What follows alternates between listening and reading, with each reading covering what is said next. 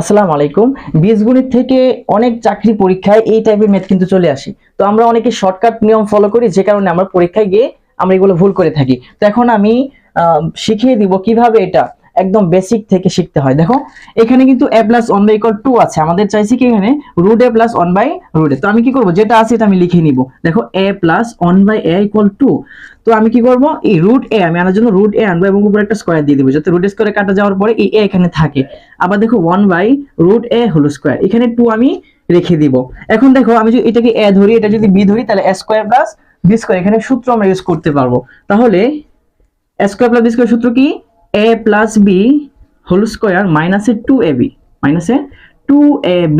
তো এখানে 2 জায়গায় থাকবে। এখানে দেখো root a plus 1 by root a whole square, আমি যদি এটা রুট a এবং এই রুটে কেটে দিই তাহলে মাইনাসের 2 থাকে।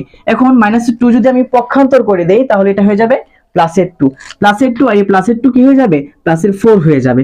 বা root a plus 1 by root a equal, এই স্কয়ার যদি আমি পক্ষান্তর করে দিই তাহলে এটা বর্গমূল হয়ে যাবে রুট ওভার 4।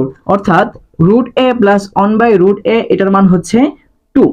এভাবে যদি পড়েন তাহলে আজীবন মনে থাকবে ইনশাআল্লাহ। তাহলে এটার আনসার কত? এটার আনসার হচ্ছে